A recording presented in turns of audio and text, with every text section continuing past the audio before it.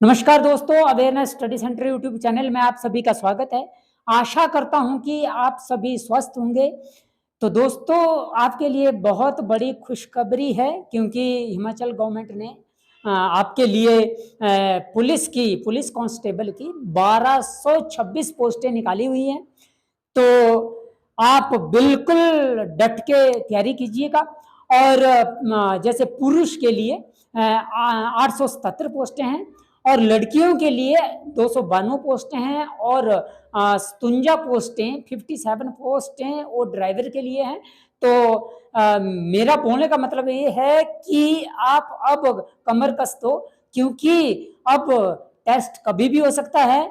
तो जो सुनहरा मौका आया है इसको अपने हाथ से जाने मत दीजिएगा, या तो लास्ट में फिर पछतावा ही रह जाता है। तो अवेयरनेस स्टडी सेंटर की ओर से आपको हर तरह की जो एग्ज़ाम होंगे उनकी स्टडी करवाई जाएगी।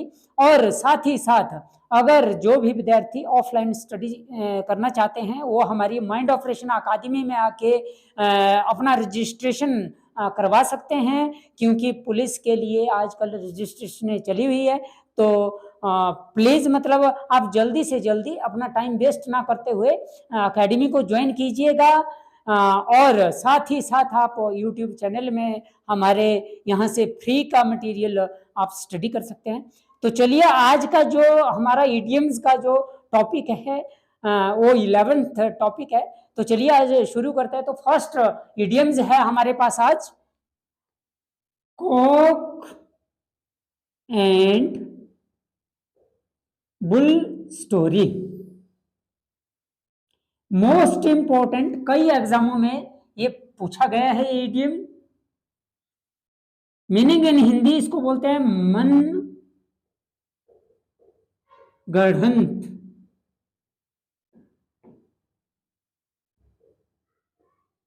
कहानी। मीन्स कि झूठी कहानी। कोई व्यक्ति है, उस व्यक्ति ने अपने दोस्त के साथ कुछ बातें शेयर की, परंतु जो थर्ड पर्सन था उसके बारे में जो बोलने वाला था उसने वैसा नहीं बोला था। उसने जो उसको सुनाने वाला व्यक्ति था उसने क्या कर दिया, उसको बढ़ा चढ़ा के बात बना दी। ठीक है, तो बोलने का मतलब ये है कि जो व्यक्ति बोलने वाला है उसने उसको कुछ नहीं बोला, परंतु जो सेकंड पर्सन है उसने थर्ड पर्सन को ऐसी सुनाई कि उन दोनों को आपस में लड़ाने के लिए क्या कर दिया, उनको मजबूर कर दिया।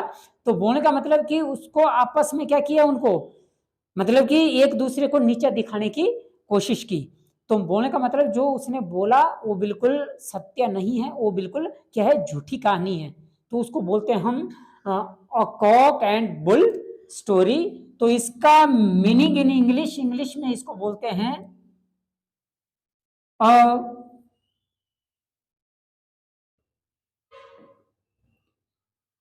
कंकोक्टेड स्टोरी। अ कंकोक्टेड स्टोरी।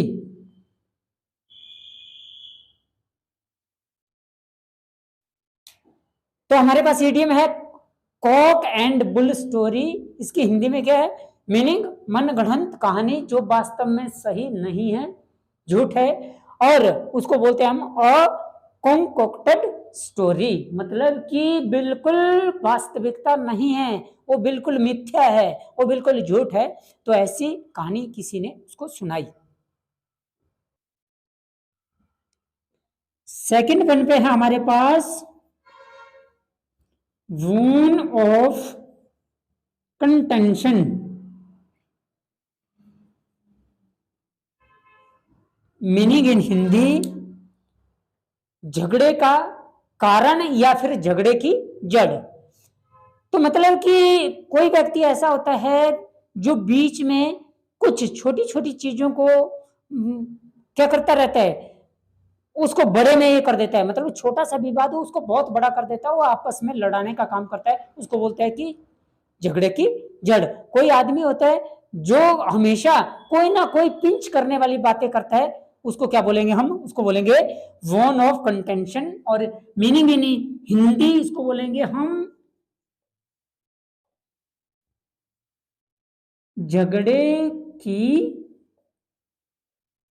जड़। सॉरी, या कारण भी बोल सकते हैं। तो इसका इंग्लिश में मीनिंग है हमारे पास a subject of dispute.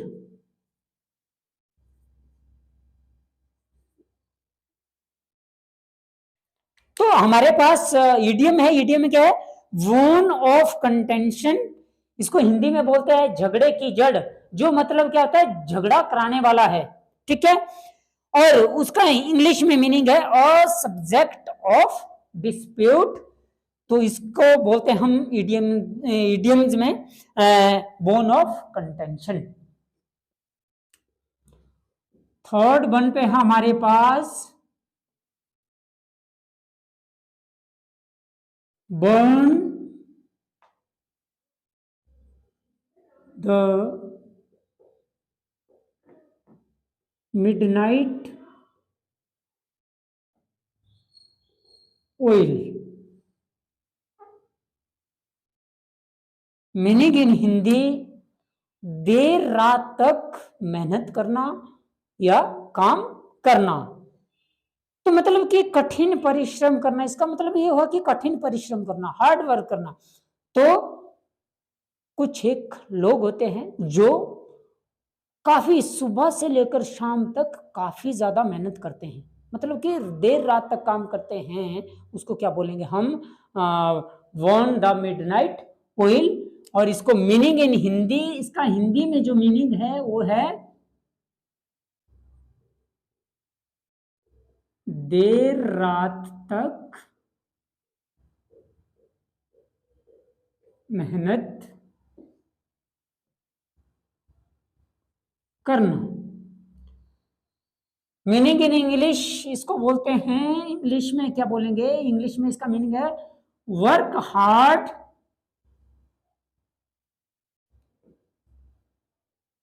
Till late at night.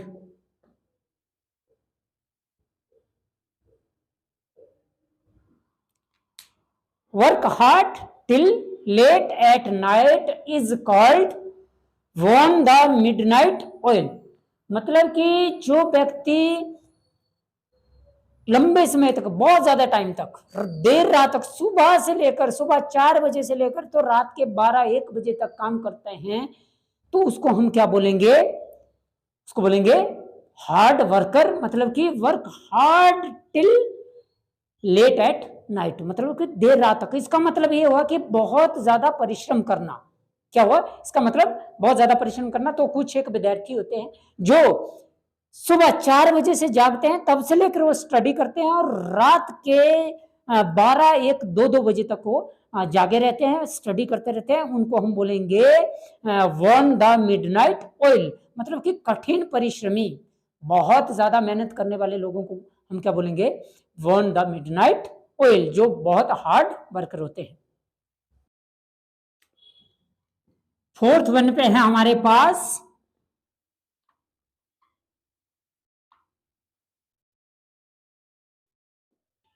Fourth one पे है हमारे पास किथ एंड किन। मीनिंग इन हिंदी बंधु बांधव। बंधु बांधव का मतलब जो हमारे रिलेशन में आते हैं, जो हमारे रिलेटिव होते हैं, उनको क्या बोलते हैं हम? बंधु बांधव, जिसमें हमारे खून का रिश्ता होता है। जैसे हमारा चाचा ताया, है ना, नाना नानी, भाई बहन, जितने भी हमारे जो रिलेशन में, रिश्तेदारी में आते हैं, उनको क्या बोलते हैं हम? उनको बोलते हैं हम बंधु बांधव। मतलब कि किथ एंड केन।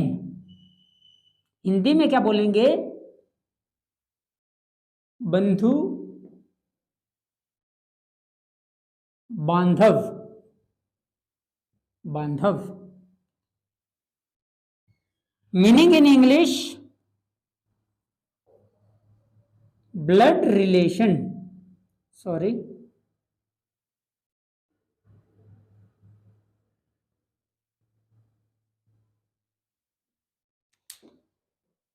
किथ एंड किन, ये क्या हमारा इडियम है, इसका हिंदी में मीनिंग होता है बंधु बांधव, जो हमारे रिश्तेदारी नातेदारी होती है उसको बोलते हैं। और ब्लड रिलेशन इसका इंग्लिश में मीनिंग है। जितने भी हमारे रिश्तेदार होते हैं, नाना नानी से लेकर मामा मामी से लेकर भाई बहन से लेकर चाचा ताऊ ताई ताई से लेकर दादा दादी से लेकर, उनको क्या बोलते हैं हम? अपने ब्लड रिलेशन बोलते हैं, खून का रिश्ता होता है वो।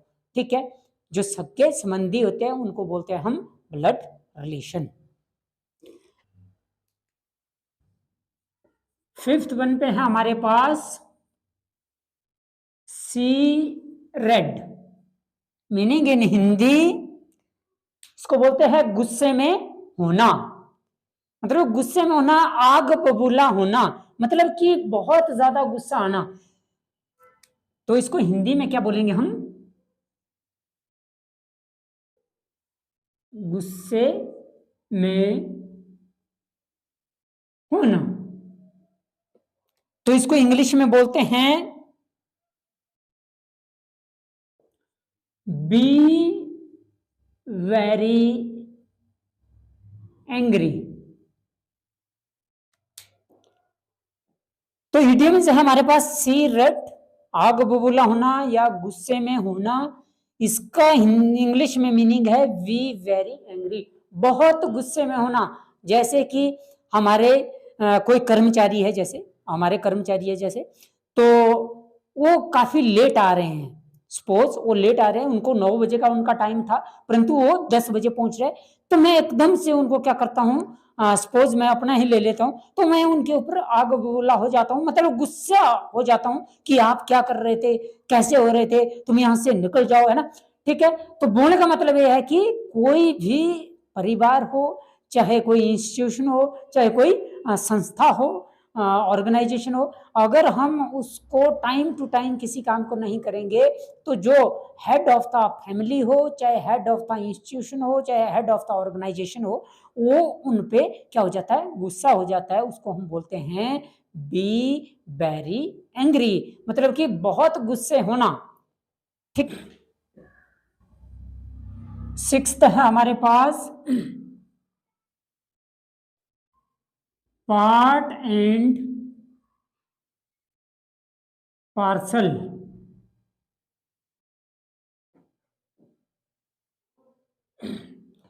Meaning in Hindi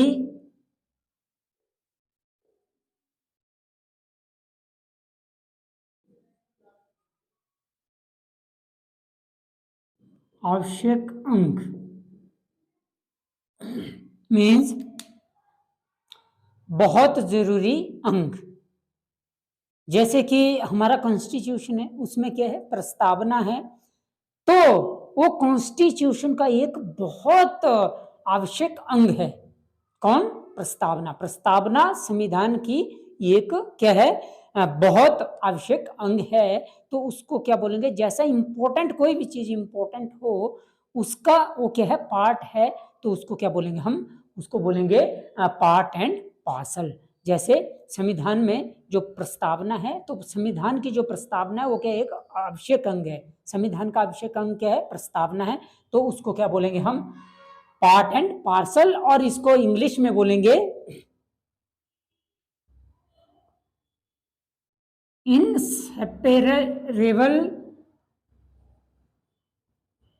inseparable part.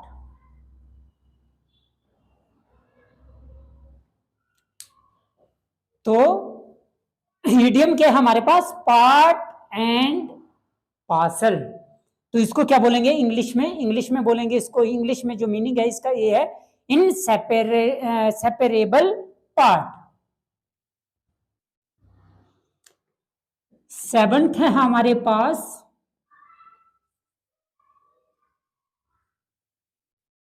Swollen headed. Meaning in Hindi घमंडी हो जाना या अभिमानी होना। मतलब घमंडी होना या अभिमानी होना, मतलब कि किसी व्यक्ति के पास, कोई गरीब व्यक्ति है, उसके पास एकदम से कम 1 लाख रुपए इकट्ठे आ जाता है, तो वो इतना बड़ा फूल जाता है, इतने बड़े ये हो जाता है, उसको अहंकार हो जाता है कि भाई मेरे पास तो बहुत आता है। फिर क्या हो जाता है, उसमें अहंकार आ जाता है और वो क्या करता है, मतलब कि वो सामने वाले पर्सन को की वैल्यू को समझता नहीं है। मतलब कि छोटा सा जो छोटे आदमी वो क्या करते हैं, बहुत बड़ा दिखावा करते हैं। ठीक है, तो मतलब कि वो गरीब आदमी था, उसको एकदम से अचानक से पैसा मिला और वो क्या हो जाता है, अपने आप को बहुत बड़ा ये समझने लग जाता है कि भाई मेरे बराबर तो कोई आदमी नहीं है। उसको क्या बोलेंगे, उसको बोलेंगे हम स्वेलन हेडेड, मतलब फूल जाना, या मतलब अभिमानी होना या घमंडी होना। इंग्लिश में, सॉरी, हिंदी में बोलेंगे इसको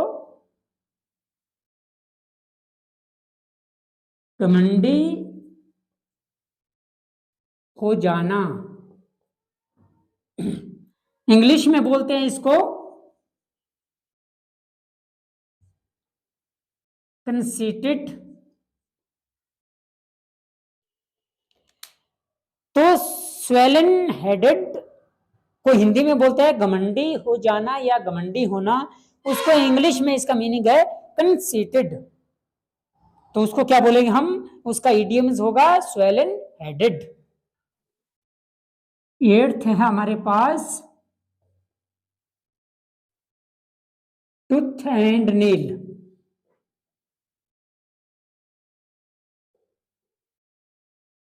मीनिंग इन हिंदी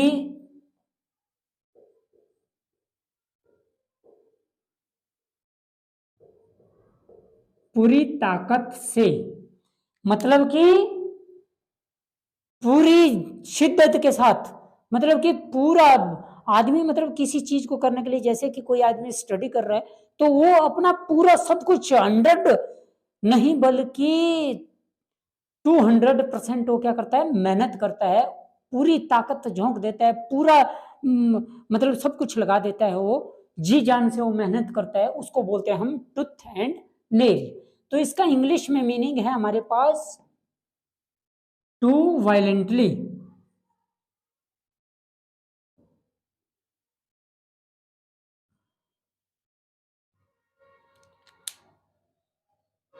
तो इंग्लिश में हमारे पास ईडियम है, ईडियम क्या है, tooth and nail. Meaning in Hindi पूरी ताकत से, और इंग्लिश में मीनिंग है इसका टू वायलेंटली। पूरी शिद्दत के साथ कोई आदमी काम करेगा उसको बोलते हैं टूथ एंड नेल। नाइन्थ है हमारे पास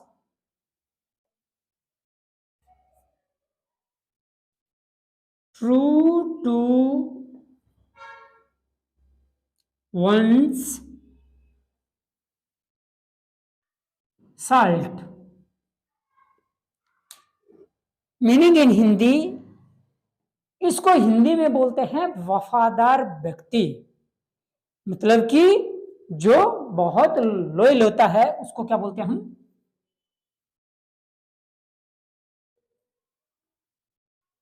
वफादार व्यक्ति। मीन्स कोई आदमी किसी कंपनी में या किसी, चाहे हो गवर्नमेंट सेक्टर हो चाहे प्राइवेट सेक्टर हो, कोई व्यक्ति बड़े शिद्दत के साथ, ईमानदारी के साथ उस कंपनी के लिए या उस स्कूल के लिए या उस कॉलेज के लिए काम करता है, उसको क्या बोलते हैं, उसको बोलते हैं हम ट्रू टू वन साल्ट, मतलब वफादार व्यक्ति या ईमानदार व्यक्ति। तो इसको इंग्लिश में बोलते हैं loyal person. Loyal person is called true to one salt. तो जो वफादार व्यक्ति होता है उसको हम क्या बोलते हैं, ट्रू टू वन साल्ट बोलते हैं इडियम्स में, और इंग्लिश में क्या बोलते हैं, लॉयल पर्सन, और हिंदी में बोलते हैं वफादार व्यक्ति।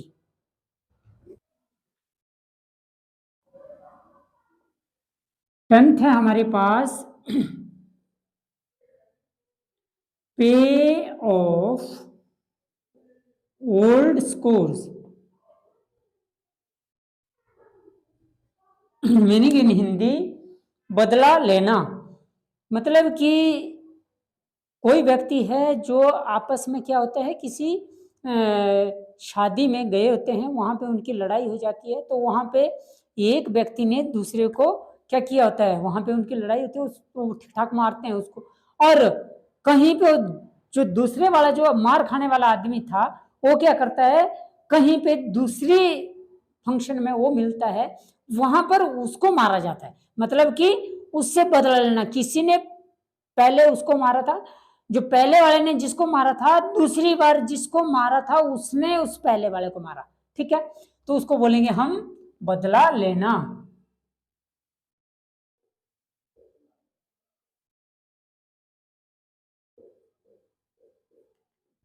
मीन्स इंग्लिश में क्या बोलेंगे, इंग्लिश में इसका मीनिंग है टेक रिवेंज। तो इडियम क्या है हमारे पास, पे ऑफ ओल्ड स्कोर्स, हिंदी में बोलते हैं बदला लेना, और इंग्लिश में है इसका मीनिंग टेक रिवेंज। तो दोस्तों मैं उम्मीद करता हूं आपको जो मैंने पढ़ाया वो आपको अच्छे से समझ आया होगा। तो इसी के साथ मैं आज का सेशन अपना यहीं पे समाप्त करता हूं। अगर आपको इस वीडियो से रिलेटेड कोई शंका हो तो आप हमारे कमेंट बॉक्स में कमेंट कर सकते हैं, मैं उसका रिप्लाई ज़रूर करूंगा। अगर कहीं पे मिस्टेक हुई हो वीडियो में तो क्षमा कीजिएगा, क्योंकि इंसान गलती का पुतला है। तो अगर वीडियो आपको अच्छी लगी हो, लाइक कमेंट करना ना भूलें, और जो लोग हमारे यूट्यूब चैनल में नए हो तो सब्सक्राइब करना ना भूलें। इसी के साथ मैं आज का सेशन यहीं पे समाप्त करता हूं। धन्यवाद।